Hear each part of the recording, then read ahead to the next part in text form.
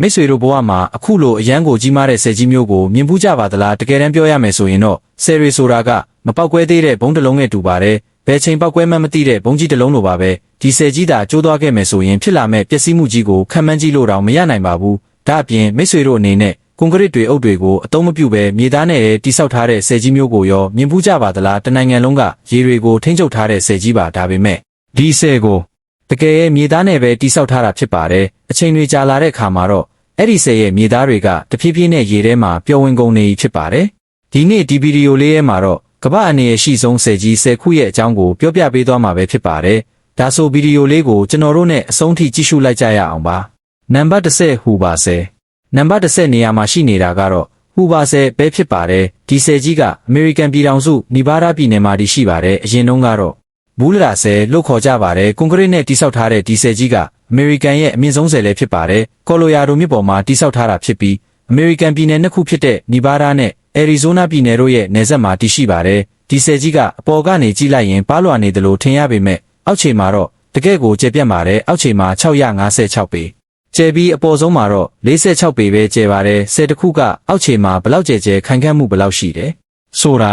ပိုပြီးရေးကြီးပါတယ်ဆယ်တစ်ခုတိဆောက်ရတဲ့ရည်ရွယ်ချက်ကရေကိုထိန်းချုပ်နိုင်ဖို့ဖြစ်ပါတယ်ရေကိုထိရောက်စွာအသုံးချဖို့အတွက်လည်းဆယ်တွေကိုတိဆောက်ကြတာဖြစ်ပါတယ်ရေအားလျက်စစ်ထုတ်လုပ်ဖို့စိုက်ပျိုးရေးအတွက်ရေပေးဝေဖို့စတဲ့ရည်ရွယ်ချက်တွေအတွက်ဆယ်တွေကိုတိဆောက်ကြပါတယ်လိုအပ်တဲ့အခါလိုအပ်တဲ့လောက်ပဲရေကိုထုတ်သုံးလို့ရအောင်ရေများများမဖြုံးတိမိအောင်ပေါ့ဆယ်မရှိပဲရေတွေကိုအရှံပဲစီးဆင်းခွင့်ပေးလိုက်ရင်ရေကြီးမှုတွေဖြစ်ပြီးလူတန်းပေါင်းများစွာရဲ့တီးနှံတွေကိုပျက်စီးစေနိုင်ပါတယ်ဒီလိုအချိန်မှဆိုရင်တော့လူတွေကရေကိုဘလို့မှထိန်းချုပ်လို့မရတော့ပါဘူးဒီဟူပါဆယ်ကြီးကအမြင့်220မီတာအထိမြင့်ပါတယ်ဒီဆယ်ကြီးဘယ်လောက်ထိအနေရရှိလဲဆိုတာကိုဒီအချက်လေးကြည့်ုံနဲ့တင်ခံမှန်းကြည့်လို့ရပါတယ်ဒီဆယ်ကြီးကျိုးပြတ်သွားမယ်ဆိုရင်လူထောင်ကနန်းသိန်းကနန်းတွေပဲအသက်ဆုံးရှုံးမှာမဟုတ်ပါဘူးလူတန်းပေါင်းများစွာအသက်ဆုံးရှုံးသွားနိုင်ပါတယ်ဒီအနေရရှိတဲ့ဆယ်ကြီးကိုရုပ်ရှင်စကားတော်များများမှာလည်းကျိုးပြတ်တဲ့အခြေအနေနဲ့ရိုက်ကူးပြသထားတာကိုတွေ့မြင်ဘူးကြမှာဖြစ်ပါတယ်နံပါတ်9အမန်ဒီယာဆယ်နံပါတ်9နေရာမှာရှိနေတဲ့ဆယ်ကတော့အမန်ဒီယာဆယ်ပဲဖြစ်ပါတယ်စပိန်နိုင်ငံမှာတည်ရှိပါတယ်စပိန်နိုင်ငံရဲ့အမြင့်ဆုံးဆယ်တည်ဆောက်မှုတွေထဲကတစ်ခုဖြစ်ပြီးဘီလာရီနှင်းဖုံးတောင်ကြားလို့လည်းလူသိများပါတယ်ဒီဆယ်ကြီးကို1963ခုနှစ်နဲ့1989ခုနှစ်ကြားမှာဒေါ်ဒန်မြင့်ရဲ့ပြင်းထန်တဲ့ရေစီးကြောင်းကိုထိန်းချုပ်ဖို့အတွက်တိဆောက်ခဲ့တာဖြစ်ပါတယ်ဒီဆယ်ရဲ့အနောက်ဘက်မှာမြင်နေရတဲ့ရေပြင်ကြီးက12ရန်ကီလိုမီတာ16ကီလိုမီတာခွဲထိကျယ်ဝန်းပြီးရေကူပမီတာတန်ပေါင်း1500လောက်ကိုတိုးလောင်ထားနိုင်ပါတယ်ဒီဆယ်ကြီးရဲ့အောက်ခြေက1ကီလိုမီတာရဲ့တဝက်လောက်ကျယ်ဝန်းပြီးအမြင့်က202မီတာရှိပါတယ်ဒီဆယ်ကြီးကလျှက်စစ်တပ်အား810မဂါဝတ်ကိုထုတ်လုပ်ပေးနိုင်ပါတယ်နံပါတ်8ကျင့်ဖြင်ဆယ်နံပါတ်8နေရာမှာရှိနေတဲ့ဆယ်ကတော့ကျင့်ဖြင်ဆယ်ပဲဖြစ်ပါတယ်တရုတ်နိုင်ငံမှာတည်ရှိပါတယ်တရုတ်နိုင်ငံကိုဆယ်များရဲ့နိုင်ငံလို့တင်စားခေါ်ဝေါ်ကြပါတယ်ဘာကြောင့်လဲဆိုတော့တရုတ်နိုင်ငံမှာဆယ်ပေါင်း8000လောက်ထိတိဆောက်ထားလို့ပဲဖြစ်ပါတယ်တခြားနိုင်ငံတွေမှာရှိတဲ့ဆယ်ကြီးတွေဆယ်ငယ်လေးတွေကိုပါပေါင်းလိုက်ရင်တောင်ဒီလောက်ရေအတွက်မရှိနိုင်ပါဘူးဒီကျင့်ဖြင်ဆယ်ကြီးကို2013ခုနှစ်မှာတိဆောက်ခဲ့တာဖြစ်ပါတယ်ဒီဆယ်ကြီးကတရုတ်နိုင်ငံရဲ့အကြီးဆုံးဆယ်ကြီးတွေထဲကတစ်ခုသာမှကမ္ဘာအကြီးဆုံးဆယ်ကြီးတွေထဲမှာလည်းတစ်ခုအပါဝင်ဖြစ်ပါတယ်ဒေါ်လာဘီလီယံကြီးကုန်ကြပြီးတိဆောက်ခဲ့ရတဲ့ဒီဆယ်ကြီးရဲ့အမြင့်က305မီတာရှိပြီးအရှည်ကတော့968မီတာရှိပါတယ်ဒီဆယ်ကြီးကိုတောင်ပိုင်းဒေသရဲ့အကြီးဆုံးမြစ်ဖြစ်တဲ့ရန်စီမြစ်ပေါ်မှာတိဆောက်ထားတာဖြစ်ပါတယ်ဒီမြစ်ကြီးကနိုင်ငံများစွာကိုဖျက်ဆီးစီးဆင်းနေတဲ့မြစ်ကြီးတစ်စင်းဖြစ်ပါတယ်ဒီဆယ်ကြီးရဲ့အရွယ်အစားကအရန်ကိုကြီးမားလွန်းတဲ့အတွက်လူပေါင်း6တန်းလောက်ရဲ့ဘဝတွေကဒီဆယ်ကြီးပေါ်မှာမိခိုနေရပါတယ်တရုတ်နိုင်ငံရဲ့အေယာမကုန်းမြေရိယာတော်များများကိုလျှက်စစ်မီးပေးဝေနိုင်အောင်လဲဒီဆယ်ကြီးကကူညီဆောင်ရွက်ပေးနေပါတယ်ဒါပေမဲ့ဒီဆယ်ကြီးကအရွယ်အစားကြီးမားယုံသားမကအလွန်အမင်းအနေရရှိလုံးတဲ့ဆယ်လည်းဖြစ်ပါတယ်အင်ဂျင်နီယာတွေကဒီဆယ်ကြီးရဲ့တိဆောက်မှုပုံစံနဲ့ပတ်သက်ပြီးမေးခွန်းထုတ်စရာတွေအများကြီးရှိနေပါတယ်သူတို့ရဲ့ပြောကြားချက်အရဒီဆယ်ကြီးကဘယ်ချိန်မှာပောက်ကွဲမှမသိတဲ့အသက်ရှင်နေတဲ့ဘုံကြီးတစ်လုံးနဲ့တူတယ်လို့ဆိုကြပါတယ်အကယ်၍သာဒီဆယ်ကြီးမှာတခုခုချို့ယင်းချက်ဖြစ်သွားမယ်ဆိုရင်ဘယ်လောက်ထိပျက်စီးမှုတွေဖြစ်လာနိုင်မလဲဆိုတာကိုခံမှန်းကြည့်လို့တောင်မရနိုင်ဘူးလို့ဆိုပါတယ်နံပါတ်9ဂရီဘာဆယ်နံပါတ်9နေရာမှာရှိနေတဲ့ဆယ်ကတော့ဂရီဘာဆယ်ပဲဖြစ်ပါတယ်ဇင်ဘာဘွေနိုင်ငံမှာတည်ရှိပါတယ်ဒီဆယ်ကြီးကိုဇမ်ဘီစီမြစ်ပေါ်မှာတိဆောက်ထားတာဖြစ်ပါတယ်1955ခုနှစ်မှာတိဆောက်မှုစတင်ခဲ့ပြီး1968ခုနှစ်မှာပြီးစီးခဲ့တာဖြစ်ပါတယ်ဒီဂရီဘာဆယ်ကြီးရဲ့အမြင့်က128မီတာရှိပြီးအရှည်ကတော့989မီတာအထိရှိပါတယ်ဒီဆယ်ကြီးကအရန်ကိုကြီးမားလွန်းတဲ့အတွက်ဇမ်ဘီစီမြစ်ရဲ့ကီလိုမီတာ280ရှည်လျားတဲ့ရေစီးကြောင်းကိုထိန်းချုပ်ထားနိုင်ပါတယ်ဒီဆယ်ကြီးဟာရေကူပကီလိုမီတာ185လောက်ရေပမာဏကိုတိုးလောင်ထားနိုင်ပါတယ် ဒီဆယ်ကြီးရဲ့တစ်ဖက်ကမ်းကဇင်ဘာဘွေနိုင်ငံဖြစ်ပြီးနောက်တစ်ဖက်ကမ်းကတော့ဇမ်ဘီယာနိုင်ငံဖြစ်ပါတယ်ဒီဆယ်ကြီးရဲ့ထိန်းသိမ်းဆောင်ရှောက်ရေးတာဝန်ကိုဒီနိုင်ငံနဲ့နိုင်ငံကပူးပေါင်းထမ်းဆောင်နေကြတာဖြစ်ပါတယ်အစီရင်ခံစာတစ်စောင်ရအကယ်၍သာဒီဆယ်ကြီးကိုပြုပြင်မှုတွေမပြုလုပ်ခဲ့ဘူးဆိုရင်ဒီဆယ်ကြီးကျိုးပြတ်သွားနိုင်တယ်လို့ဆိုပါတယ်ဒီလိုဖြစ်သွားမယ်ဆိုရင်လူပေါင်း3တန်းခွဲလောက်အသက်ဆုံးရှုံးသွားနိုင်ပြီးဒီလူတွေအားလုံးကဒီဆယ်ကြီးပေါ်မှာအပြည့်အဝမိခိုအားထားနေရတဲ့အတွက်ကြောင့်ဖြစ်ပါတယ်နံပါတ်6မိုဆူးဆယ်နံပါတ်6နေရာမှာရှိနေတဲ့ဆယ်ကြီးကတော့မိုဆူးဆယ်ပဲဖြစ်ပါတယ်အီရတ်နိုင်ငံမှာတည်ရှိပါတယ်အနေရရှိဆုံးဆယ်ကြီးတွေအကြောင်းပြောနေရင်မိုဆူးဆယ်ကြီးရဲ့အမိကမပါလာဘူးဆိုတာဖြစ်နိုင်မှာမဟုတ်ပါဘူးဒီဆယ်ကြီးကိုကြည့်လိုက်ရင်အခုချိန်ထိကြီးခဲ့ကြတဲ့တခြားနိုင်ငံကြီးတွေမှာရှိတဲ့ဆယ်ကြီးတွေလို့မထင်ရပါဘူးဒါပေမဲ့ဒီဆယ်ကြီးကကမ္ဘာအနေရရှိဆုံးဆယ်တစ်ခုဖြစ်ပါတယ်ဘာလို့လဲဆိုတော့အခုချိန်ထိမြင်ခဲ့ကြရတဲ့ဆယ်ကြီးတွေအားလုံးကကွန်ကရစ်နဲ့တိစောက်ထားတာတွေဖြစ်ကြပေမဲ့ဒီဆယ်ကြီးကတော့မြေဈေးနဲ့ပဲတိစောက်ထားတာဖြစ်ပါတယ်ဒီမြေဈေးတွေကနေ့စဉ်နဲ့မျှလိုင်းတွေရဲ့တိုက်စားမှုကြောင့်တဖြည်းဖြည်းပျက်စီးလာနေတာဖြစ်ပါတယ်ဒါကြောင့်မို့လို့ဒီဆယ်ကြီးကအရန်ကိုအနေရများတာဖြစ်ပါတယ်ဒီဆယ်ကြီးကဘယ်ချိန်မဆိုပျက်စီးသွားနိုင်ပါတယ်ဒါပေမဲ့ဒီဆယ်ကြီးပေါ်မှာတော့24နာရီပတ်လုံးမရက်မနာပြုပြင်မှုလုပ်ငန်းတွေကိုအဆက်မပြတ်လှုပ်ဆောင်နေကြရပါတယ်ဒီဆယ်ကြီးကို1986ခုနှစ်မှာတည်ဆောက်ခဲ့တာဖြစ်ပါတယ်ဆယ်တစ်ခုရုတ်တရက်ပျက်စီးသွားခဲ့ရင်အဲ့ဒီကနေထွက်လာမဲ့ရေစီးကြောင်းကိုထိန်းချုပ်ဖို့အတွက်အရေးပေါ်ဆယ်ကလေးတွေထပ်ဆောက်ရပါတယ်အဲ့ဒီလိုမျိုးအရေးပေါ်ဆယ်တွေဆောက်တဲ့အလုပ်ကဒီနေရာမှာဒီနေ့ချိန်ထိတောင်ပြီးစီအောင်မလုပ်နိုင်သေးပါဘူးဆိုတာကတော့ဘယ်နေ့ပဲဖြစ်ဖြစ်ဒီဆယ်ကြီးကျိုးပြတ်သွားရင်လူတန်းပေါင်းများစွာရဲ့အသက်တွေကိုယူဆောင်သွားမှာဖြစ်ပါ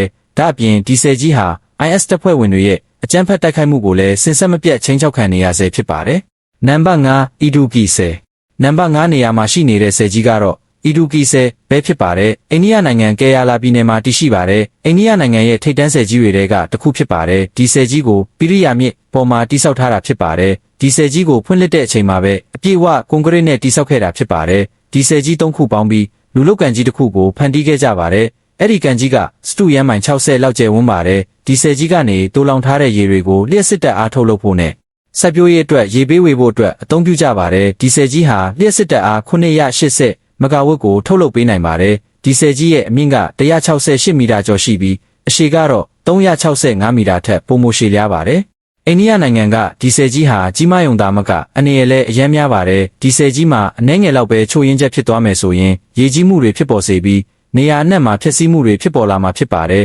ကြေးရွာပေါင်းများစွာကရေထဲမှာနှိမ့်မြုပ်ပြောက်ကွယ်သွားကြမှာဖြစ်ပါတယ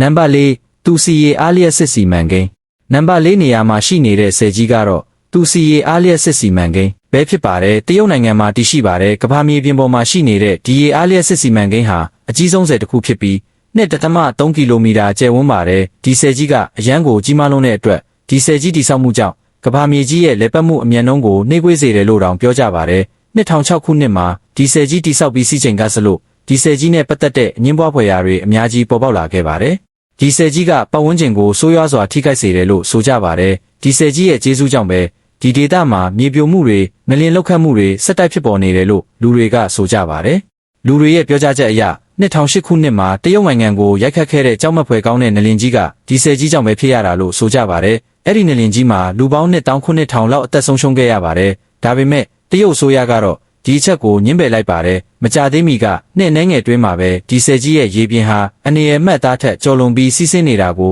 အကြိမ်ကြိမ်မြင်တွေ့ခဲ့ရပါတယ်ဒါပေမဲ့ဒီဆယ်ကြီးကတရုတ်နိုင်ငံမှာလျှက်စစ်တပ်အားထုတ်လုပ်ဖို့အတွက်အသုံးပြုနေတဲ့ကြောက်မီးသွေးအသုံးပြုမှုကိုအတော်များများလျှော့ချပေးနိုင်ခဲ့ပါတယ်နံပါတ်3မွန်တီဆဲလိုဆယ်နံပါတ်3နေရာမှာရှိနေတဲ့ဆယ်ကြီးကတော့မွန်တီဆဲလိုဆယ်ပဲဖြစ်ပါတယ်အမေရိကန်ပြည်အောင်စုမှာတည်ရှိပါတယ်ဒီဆယ်ကြီးကကမ္ဘာလပဆုံးဆယ်ကြီးတွေကတစ်ခုဖြစ်ပြီးလူထောင်ပေါင်းများစွာလာရောက်ကြည့်ရှုလေ့ရှိကြပါတယ်ဒီဆယ်ကြီးမှာအထူးသဖြင့်လူတွေအများဆုံးကြည့်ရှုလေ့ရှိတဲ့အရာတစ်ခုရှိပါတယ်အဲ့ဒါကတော့ဂလိုရီဟိုလို့ခေါ်တဲ့အပေါက်ကြီးပဲဖြစ်ပါတယ်ဒီအပေါက်ကြီးကိုကြည့်လိုက်ရင်အရန်ကိုလှပနေတယ်လို့ထင်ရပေမဲ့ဒီဆယ်ကြီးအတွက်တော့ဒီအပေါက်ကြီးကနရဲပြည်ရဲ့တကားပေါက်ကြီးတစ်ခုနဲ့တူနေပါတယ်ဒီအပေါက်ကြီးရဲ့ကိုပ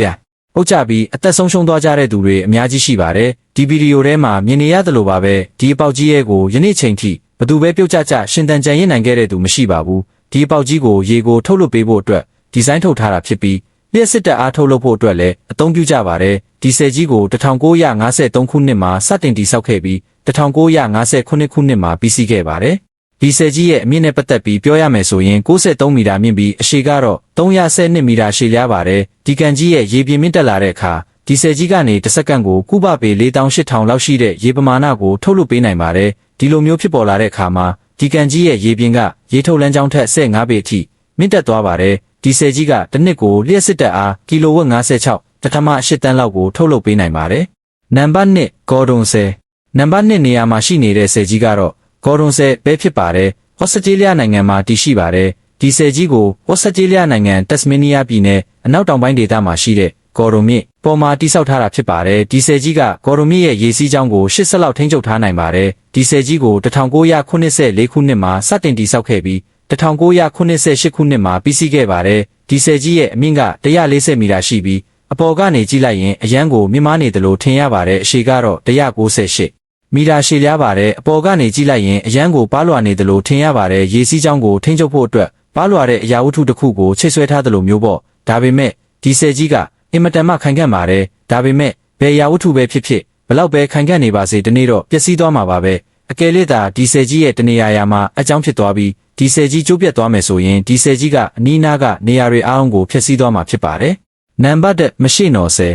နောက်ဆုံးအနေနဲ့နံပါတ်1နေရာမှာရှိတဲ့ဆယ်ကြီးအကြောင်းကိုပြောပြပေးသွားမှာဖြစ်ပါတယ်ဆွစ်ဇာလန်နိုင်ငံမှာတည်ရှိတဲ့မရှိနော်ဆယ်ပဲဖြစ်ပါတယ်ဒီဆယ်ကြီးကိုကွန်တရာဆယ်လို့လည်းခေါ်ကြပါတယ်ဘာလို့လဲဆိုတော့ဒီဆယ်ကြီးတိစောက်ထားတဲ့မြစ်ရဲ့အမည်ကကွန်တရာမြစ်ဖြစ်နေလို့ပါပဲဒီဆယ်ကြီးကဆွစ်ဇာလန်နိုင်ငံရဲ့အကျော်ကြားဆုံးဆယ်ကြီးတွေထဲကတစ်ခုဖြစ်ပါတယ်ဒီဆယ်ကြီးဟာအရန်ကိုကြီးမားလွန်းတဲ့အတွက်အမြင့်220မီတာရှိပြီးအရှည်ကတော့380မီတာရှိပါတယ်ဒီဆယ်ကြီးရဲ့အလယ်ဗဟိုမှာလမ်းတစ်ခုကိုဖောက်လုပ်ထားပါတယ်ဒီလမ်းကြောင်းပေါ်မှာလူအများကြီးလာရောက်ပြီးစွန့်စားမှုတွေပြုလုပ်လက်ရှိကြပါတယ်ဒီဆယ်ကြီးကို1965ခုနှစ်မှာပြီးစီးခဲ့ပါတယ်ဒီဆယ်ကြီးတိစောက်မှုမစခင်ကတည်းကစမ်းသပ်မှုတွေမှာအခက်အခဲပေါင်းများစွာရှိခဲ့ပါတယ်ဒါပေမဲ့အဲ့ဒီပြဿနာပေါင်းများစွာရှိနေပေမဲ့လည်းဒီဆယ်ကြီးကိုပြီးစီးအောင်တိစောက်နိုင်ခဲ့ပါတယ်ဒီဆယ်ကြီးဟာရေပမာဏအရန်ကိုများပြားစွာတိုးလောင်ထားနိုင်တဲ့အတွက်အကယ်၍သာဒီဆယ်ကြီးရဲ့စက်ပစ္စည်းတစ်ခုခုဒါမှမဟုတ်ဒီဆယ်ကြီးရဲ့တစ်စိတ်တစ်ပိုင်းမှာချို့ယင်းချက်တစ်ခုခုရှိလာခဲ့မယ်ဆိုရင်ဒီဆယ်ကြီးတစ်ခုလုံးကိုပျက်စီးသွားအောင်လုပ်နိုင်ပါတယ်ဒီဆယ်ကြီးပြိုကျသွားပြီဆိုရင်ဖြစ်ပေါ်လာမဲ့ပျက်စီးမှုတွေကိုခံမှန်းကြည့်လို့တောင်မရနိုင်ပါဘူးမိတ်ဆွေတို့အနေနဲ့ရောကျွန်တော်ဒီနေ့ပြောပြသွားတဲ့ဆယ်ကြီးတွေထဲမှာဗဆယ်ကြီးကအနေရရှိဆုံးဆယ်ကြီးဖြစ်မယ်လို့ထင်ပါတယ်လေမိတ်ဆွေတို့ရဲ့အမြင်လေးတွေကိုလည်းကွန်မန့်မှာဝင်ရောက်ဆွေးနွေးပေးခဲ့ကြပါအောင်နော်ဗီဒီယိုလေးကိုအဆုံးထိကြည့်ရှုပေးခဲ့ကြတဲ့တယောက်ချင်းစီတိုင်းကိုကျေးဇူးအထူးပဲတင်ရှိပါတယ်နောက်ကိုလည်းအခုလိုစိတ်ဝင်စားဖို့ကောင်းတဲ့အကြောင်းအရာတွေကိုအမြဲရှာဖွေတင်ဆက်ပေးသွားမှာမို့ကျွန်တော်တို့ရဲ့ Create Studio လေးကို Like and Subscribe လုပ်ခဲ့ကြဖို့လည်းမမေ့ပါနဲ့နော်